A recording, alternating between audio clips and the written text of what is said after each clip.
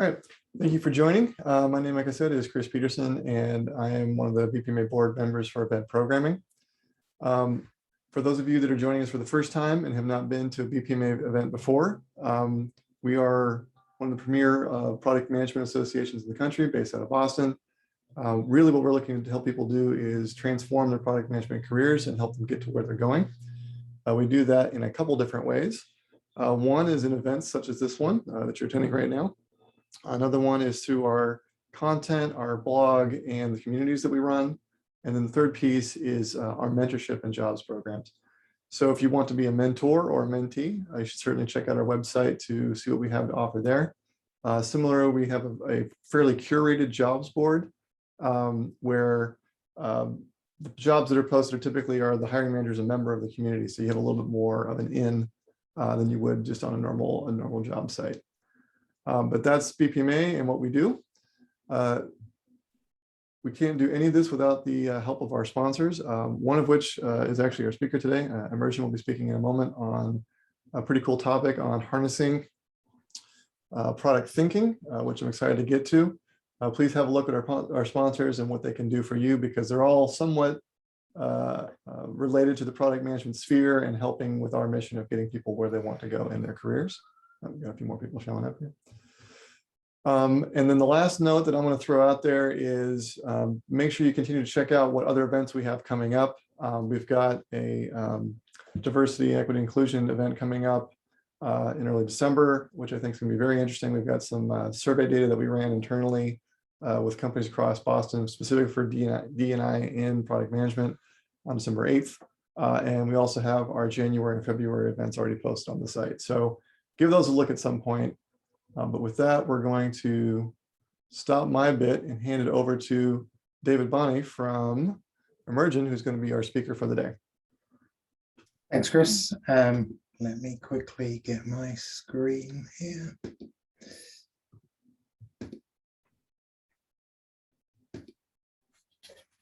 Can everyone see my screen? Perfect. Thanks, Chris. Very excited to be here. Thanks for the opportunity, and thanks for inviting me. I'm a product director here at Immersion. We're a global digital business services firm that creates a lasting positive change by supporting the people who drive innovation forward. We help some of the world's most respected businesses develop their ideas into valuable products and customer experiences. At the heart of our approach is our concepts of value, flow, and quality, VFQ. And we have a full work-based education program built around these. It allows people to learn and adopt new modern ways of working for quickly launching products, services, or ideas to market. So just very quickly, a little bit about myself. I've got a far too long history in product management, forming teams, building products that customers love. Much of my career was spent and has been spent in and around travel and hospitality, managing and developing websites, building consumer apps, as well as enhancing and developing products from the ground up for both internal and business users. So look, let me start by saying I feel very fortunate. I found a job that I love. And as a result, I always relished the prospect of the next working day. And I believe at the heart of that was being a product person. There's such a breadth and variety in the role. I think product people are all curious problem solvers at heart, and they're always striving to solve the next problem, and they embrace constant change. So whether you cite technology as the core driver, the evolution of software development practices, project or product management approaches, the shift in consumer and working behaviors, the end result of all of those things is always constant change. And as a product manager, you have to be adapting your product and the ways in which you manage those products to fit them and accommodate those changes. And I think for me, that constant change is one of the reasons I've always loved what I do.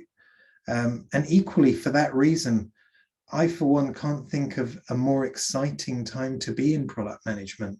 And equally, I can't think of many better jobs that there are out there right now. But having said all of that, I probably need to get one thing out of the way pretty quickly. Whilst that might sound great, product management's hard. So part of the attraction and that breadth also comes with a toll. That breadth, some people have likened it to being part engineer, part designer, and part entrepreneur. And then you have to weigh in the constant change and keeping up with the next greatest best practice. All of this comes with a weight of expectation. And for those businesses that have understood what or figured out what product management is, and many haven't, but for those who have, usually the expectation for their product management and their product management group is usually very high.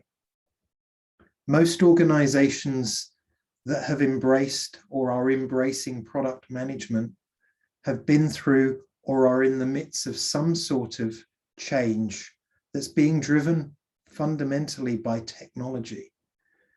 And the expectation normally on the product team is that you're going to help lead that change, and that you're going to come up with the next unicorn, that you're going to turn their lagging, tired products into the next Uber or the next Airbnb.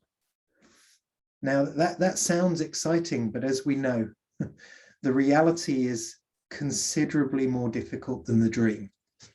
But listen, if it were easy, it wouldn't be fun.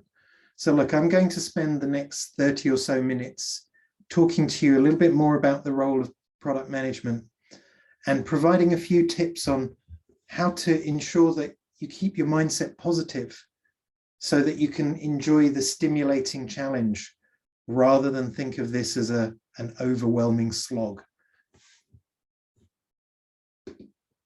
So let's start at the beginning and let's define what product management is, because a lot of people think of product management and have very, very different terms and thoughts around this. Ultimately, your role as a product manager is to take ideas for solving customer problems and turning those into solutions that make them happy and make your business happy by meeting your business's objectives. It's important to note at this point that there's never a shortage of these ideas. However, there is always a finite set of resources that you have at your disposal to turn those ideas into solutions. And one of the key roles of a product manager is to know which ideas that should be progressed and fundamentally which ideas you should kill. When talking to product managers, one of the first things I always say is that one of your key skills and one of the things you need to learn how to do is how to say no. Many people think that product management is all about delivery and agile and let's get it done.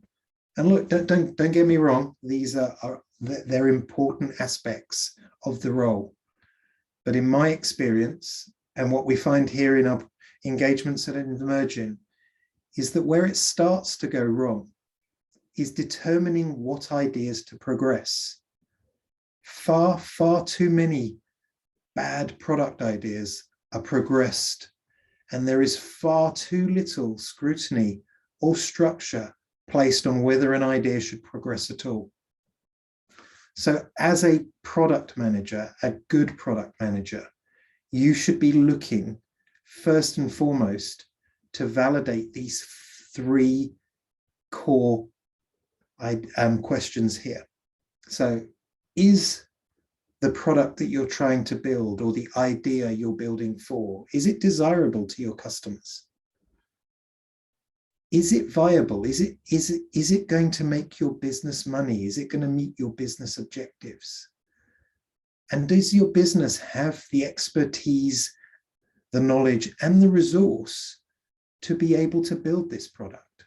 So you should first, fundamentally, before starting to build anything, you should be very clear that you've validated whether the idea is desirable, whether it's viable, and whether it's feasible. And you need to do that with customers.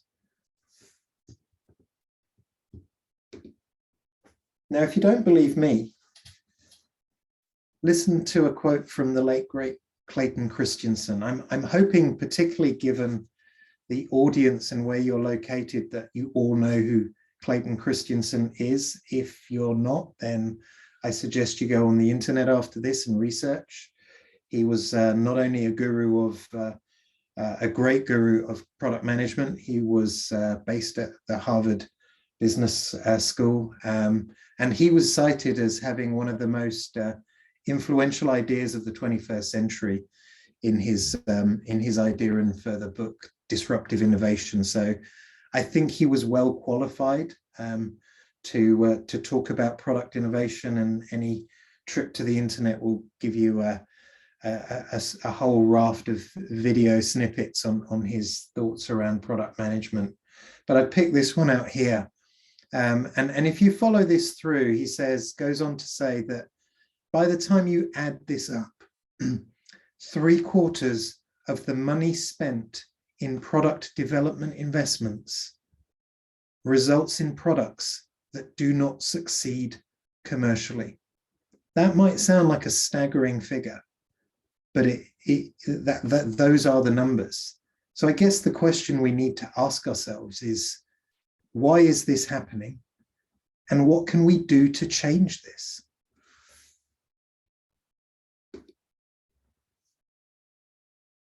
So here's my attempt, or our attempt, to answer the why question. So it's our belief that the reason that so many product ideas and products are failing, and so many bad product ideas are getting progressed, much of it is down to the traditional way in which we organize and manage our businesses today and how we operate them. Many businesses still today, their management practices are based on principles that are nearly a century old. Most management material at the end of the last century, and still very prevalent today, was developed around concepts that were built, or sorry, ideas and concepts that were developed in large manufacturing, in factories, in places like Ford and Toyota in particular.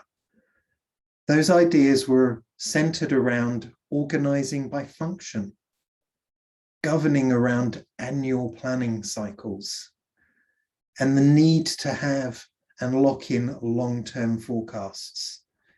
Now, all of those things were very necessary and probably still are in the world of large-scale manufacturing. But I suspect that nearly all of you here listening today are in the knowledge economy, where consumers have access to near perfect information. Tastes and trends change at a pace that are unimaginable even to the mind of the end of the 20th century, let alone when these concepts these management concepts were born. And for most product ideas and innovation in this environment, and particularly when it comes to software development and software delivery, the volatility, the complexity, the ambiguity, and the uncertainty that we face in today's world, it simply breaks that traditional management approach. And this is a big part of why we see many projects and product ideas fail. So what can we do to change this? And how can we change the approach? Well, let's start by thinking about the companies that are thriving in today's digital world, in today's fast changing economy. And And we've picked out 3 things that they have in common and 3 things that they do that we believe is fundamental to their success. Firstly, they continually invest in the development of new ideas to maintain product market fit. And that's because the market's always changing. It never stops. Unlike a product never comes to an end and never should do, unless you're retiring or selling or replacing that product. In all instances, the business should always be seeking to improve the product, managing it through its stages of life cycle and continually developing it into something new. The next thing that these companies do that's critical to their success, and you'll hear me talk about this quite a lot, is customer centricity. It is crucial and central to all of their decision making, and in particular their product decisions. And this means by customer centricity, for you product managers out there, this means direct interaction with your customers.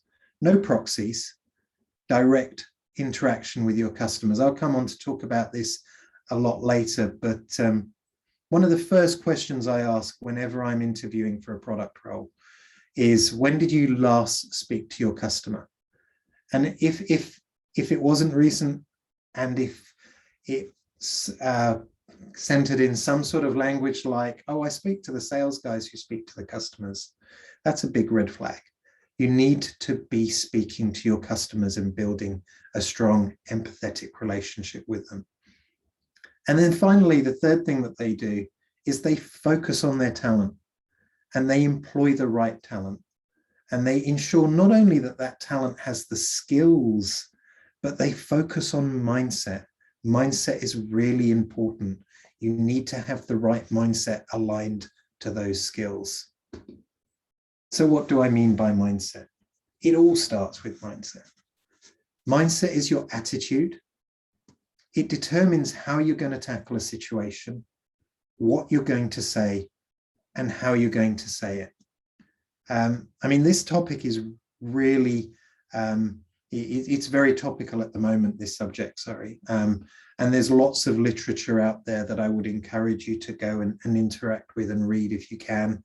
If any of you are familiar with the book by Carol Dweck on mindset, that talks about this at an individual level, highly recommend that. The Infinite Game by Simon Sinek as well tackles this more at an organizational level. But as you can see here, having a product mindset or a growth mindset as opposed to a fixed or a traditional mindset is fundamental to a continual growth context. So things such as experimentation, invention, and creation, as opposed to delivering to dates.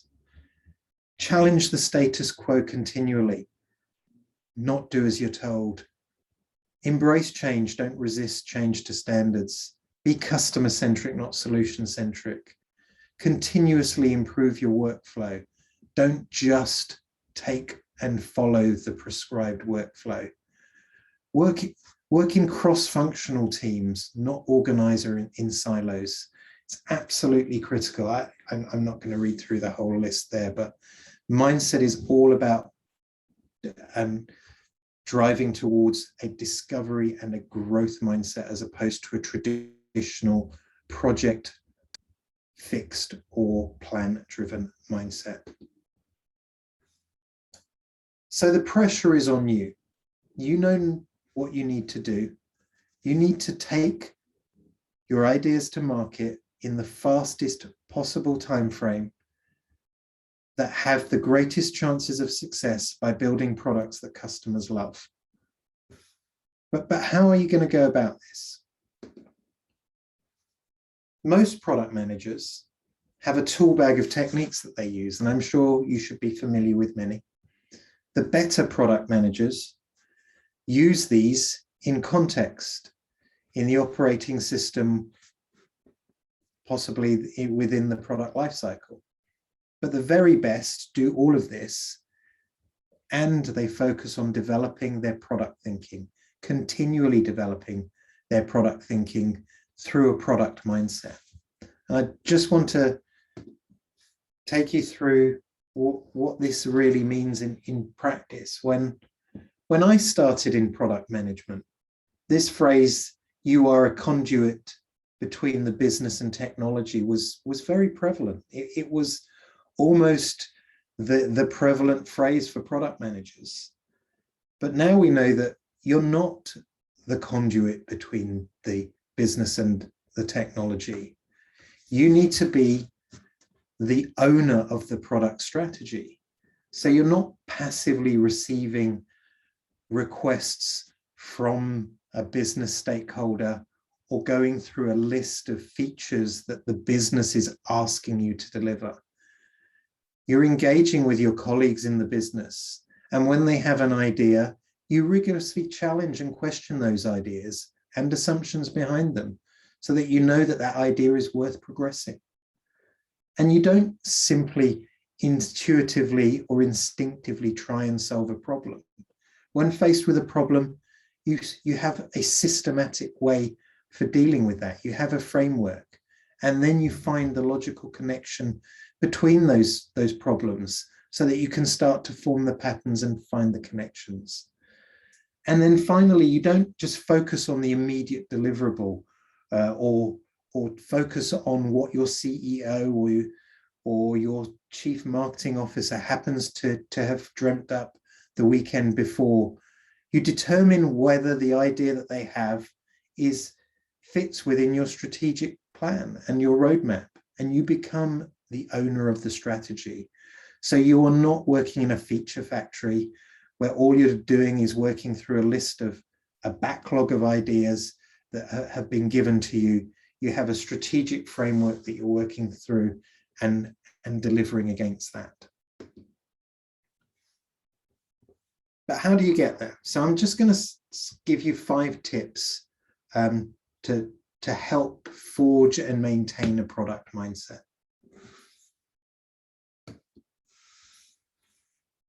Tip number 1, start by changing your language and get comfortable with ambiguity. Get comfortable with ambiguity, ask questions, and question yourself constantly and your own assumptions. Now, this might sound quite subtle, but it does matter. It really does matter when you use language like, let's test it instead of let's build it. It matters that you say, we believe rather than we know, assumptions rather than requirements, and how might we rather than I will. All of that sounds really subtle, but when you start to drop that into your day-to-day vernacular, it has a big impact and makes a big difference. Tip number 2. This one, I think you will have probably detected earlier, is a very, very big priority of mine. Start speaking to your customers directly, understand their jobs to be done, and form an empathetic relationship with them. If you're not doing this today, you should be, and make it your number 1 priority. You need to be interacting directly with your customers. Not only is it essential, it's the best part of the job.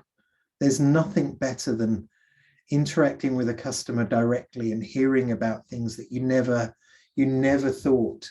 I've just recently, last week, we went through a round of customer testing with a client, and they ripped the prototype apart. And there's nothing more satisfying, because you go away and you think, why didn't we think of that? And why didn't we think about what they said in that test number 2?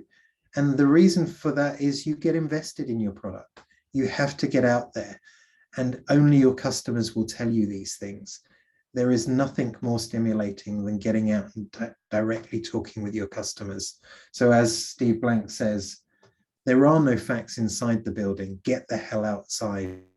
And you should be aiming to do this regularly. You should have weekly interactions with your customers, ideally.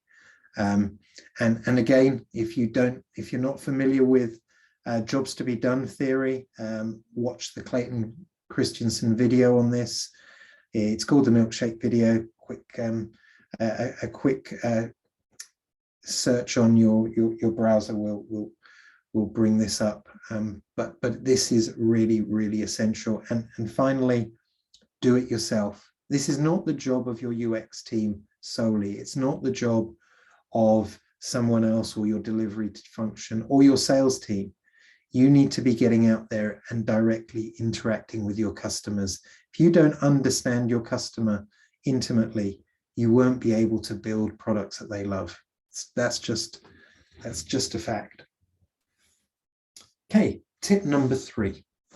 Start by using mental models that promote deep critical thinking. Whilst I said you shouldn't be a slave to a methodology or to a toolkit, a framework, a product development framework is critical. This one here is an example. The double diamond is one we use extensively in our discovery process. And it presents a great way to progress an idea from ideation all the way through to the discovery phase. These are great tools.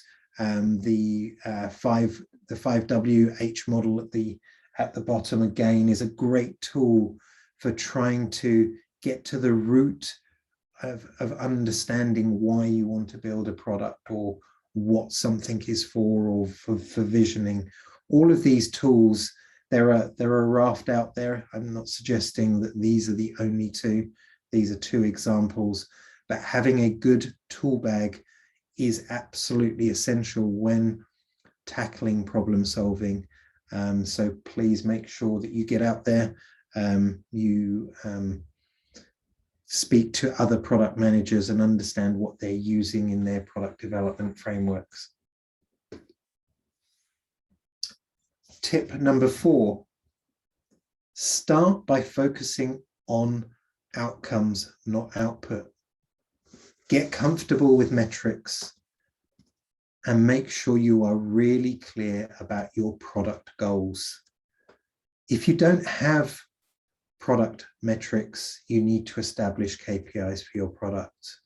Your goals should be established around these metrics. What you need to be ensuring is that you are focusing your goals and your roadmap around delivering a set of metrics, not a set of deliverables.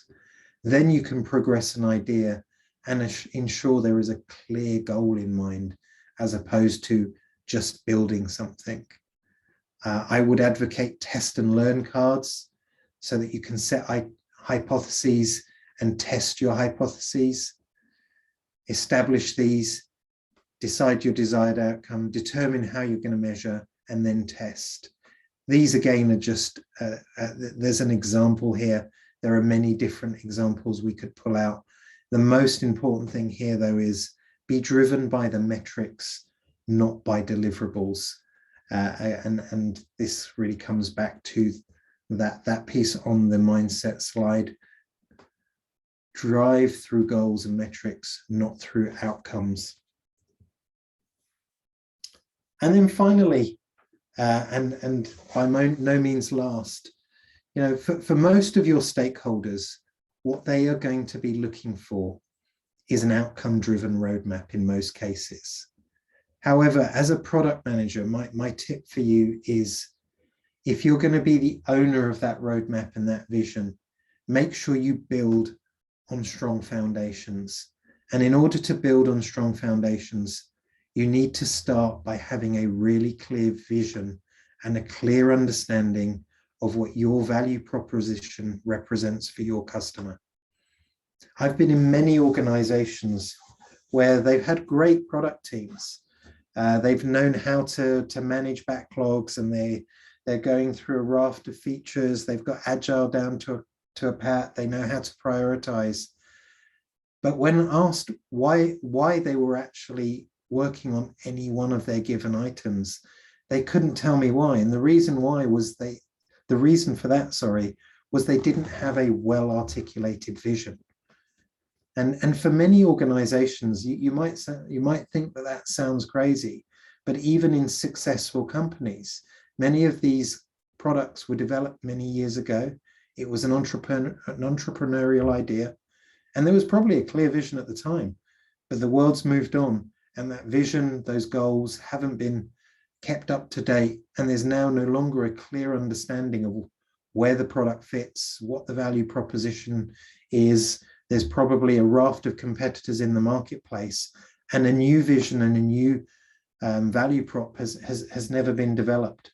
These things are essential to your roadmap and your planning, because if you don't have these foundations in place, you will find it extremely difficult to prioritize your roadmaps, and you will go back to being a feature factory that I described a few slides ago. So please, my tip here is make sure that as you're building your roadmap, you start with your vision, your value prop, and then you figure out what are the things that you want to go test.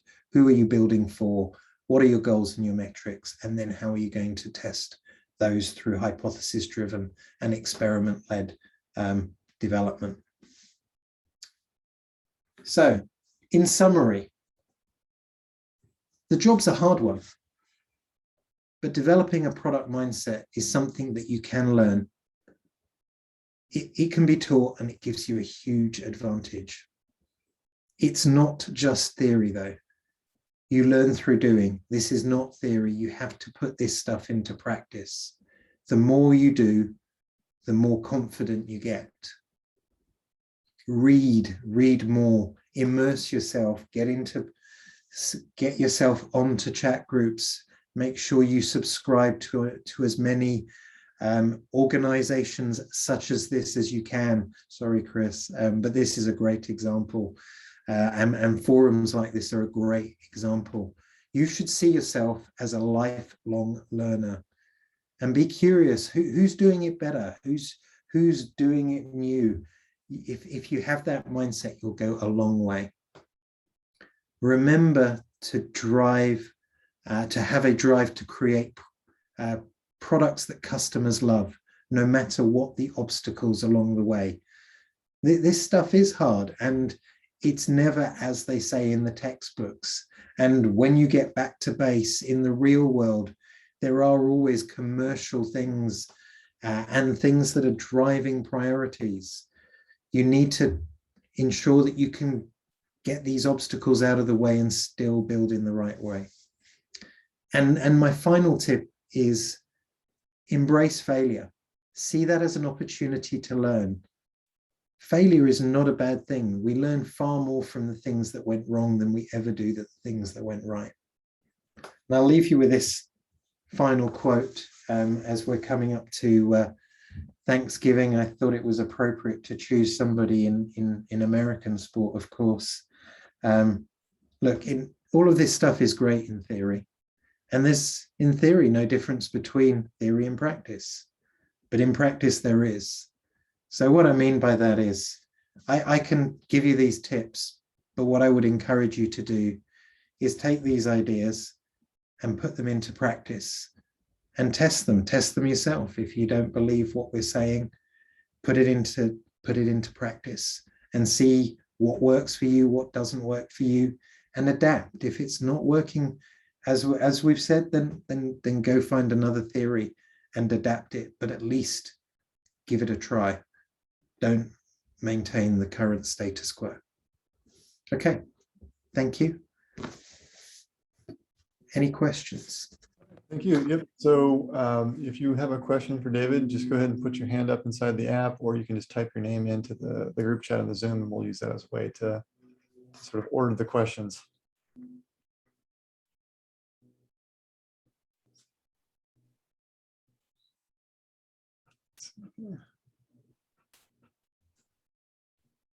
Everyone's still quickly eating their lunch, I'm sure, during the time. David, I've had one for you. So you mentioned the whole empathy thing.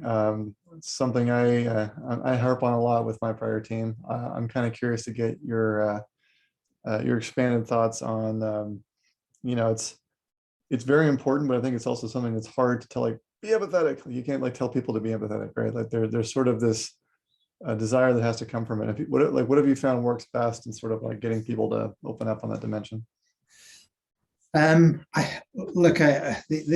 best for me, walk in their shoes is always the best way of doing this. The more you can get out there and understand your customer's pain, the better it can be. So there's the virtual walk in their shoes, and then there's as far as you can get to actually walking in their shoes is the best way to form empathy. And then as you're doing it, the important thing is thinking about your mindset, and as it describes empathy, start thinking about that empathy map as you're meeting that pain and that problem. Obviously, we often as product managers and as BAs and the like, we record things very factually, but an empathy map, as it suggests, is what are you feeling at that point in time? So, you know, what are you thinking? What are you feeling? What's your emotions, so that you can start to empathize, not the what, but the why. You know, obviously the famous Simon Sinek video, the power of the golden circle and the power of why is so important. Why is a critical question for every product manager. So I would, from there, I would then encourage you to use for example, the 5 whys. So once you've encountered a problem within, so I would start with a walk in their shoes. I would advocate journey mapping. Once you've understand, first and foremost, who is the customer? Build personas. If you don't have a persona, you know, don't even start with personas, then journey mapping. And that's, I think journey mapping is where the empathy starts to come in. And then you identify those pain points and where those moments that matter are. Once you've identified those, that's where you can really start to build the empathy, I think. Good. All right. Anybody else out there have one? Once again, you can just sort of put your name up. Make sure I'm not missing anybody here.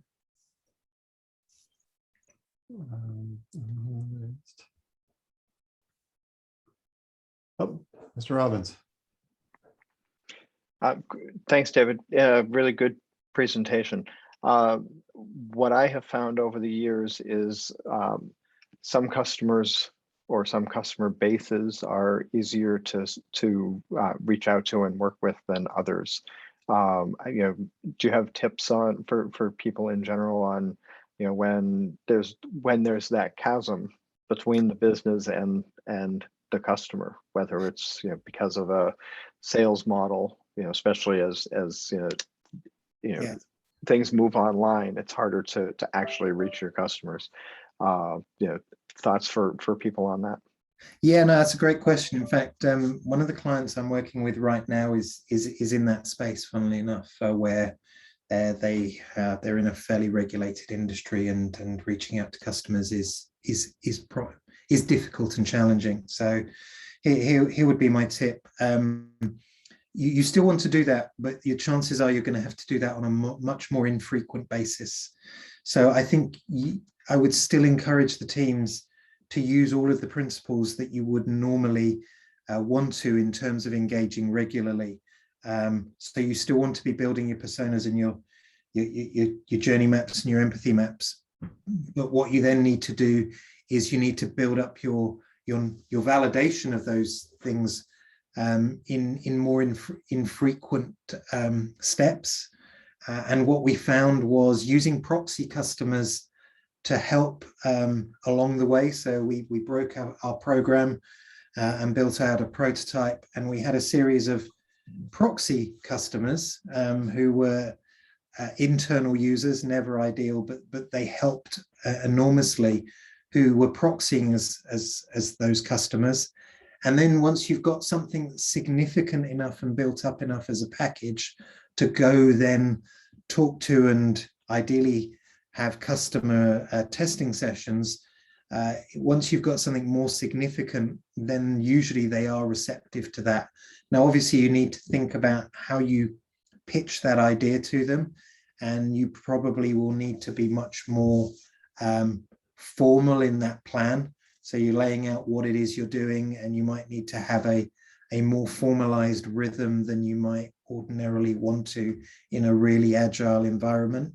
But we did find that it works still very, very well. So we were kind of doing monthly check-ins with those customers, but in between we were working internally with those proxy users, and at each stage we were kind of validating our thinking around both the journey maps, the personas, the empathy maps, and then finally getting into real problem solution fit type stuff. Does that help? Does that answer your question? Yes, thank you very much. And Prathamesh? Yeah. Am I audible? Hi. Hello. Hi. As we said, we have to go to customer centric. Means most of the time, the product manager job is to go customer centric. But if we can see that, we might see any particular situation in our own specs. Means if we are analyzing the customer feedbacks, then as a product manager, you might have your own vision to look into that problem. So that might affect the solution that you will give. So how to overcome that? Means how to overcome your own perspective, or how to what we can say, avoid masking your own perception on the customer's feedback. Look, I think that's a great question, because we sit here and preach, and I had to do this all the time. One of my tips is question yourself all the time and question your own assumptions. We listen to Kahneman, listen to all the books. We are all biased. We can try to as much as possible understand our biases, but we're all biased. And as product managers, we're all too close to our products, and we get wedded to our designs. So a couple of things I would say. One is the team is important. As a product manager, it's your role to lead this thing, but it's not your role to design the solution. It's your role to help drive the team to design that solution. So I would very much partner with your UX function. What I've tended to do, and this is just my approach, is I've very much given the UX the lead on being the voice of the customer. The delivery team and the commercial teams are the voice of the business, and then what's doable and how can we build this right. And your role is to try and stay as objective as possible, and allow those three groups to drive this, and then look at the solutions in that context. Now that's not perfect, but that's one. The next thing I would say is then you have to do two things. You need to test anything with your customers, always test your assumptions, and you need to do that using data and using hypotheses, ideally metrics. But the most important thing is test it with your customers. Look, I think I referenced that last week we took a prototype out to market, and I've done this many times, and it's a very strange but wonderfully stimulating experience. I likened it to, this is probably going to be a terrible analogy, and Cynthia's going to kill me for using this, but it's a bit like having a child. You've raised this child, you think it's beautiful, you've dressed it in its best clothes, you've taken it out into the street, and you've introduced it to a bunch of customers, and they've kicked the hell out of it. And you sit there and you smile.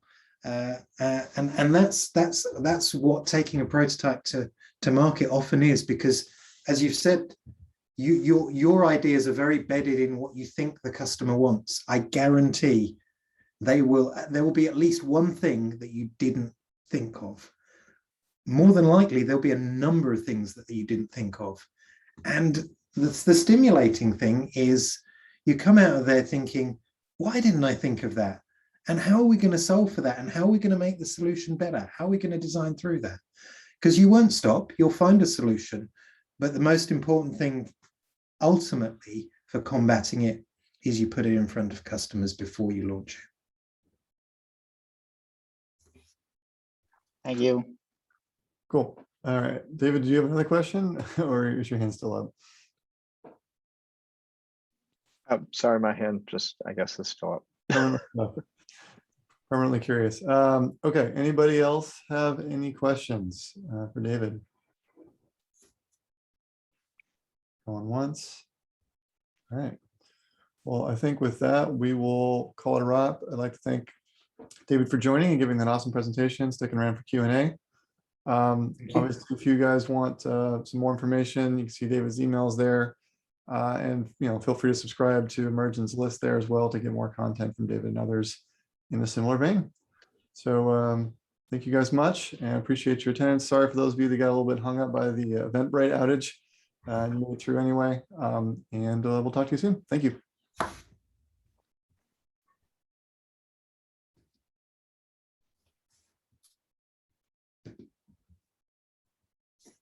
Thanks, Chris.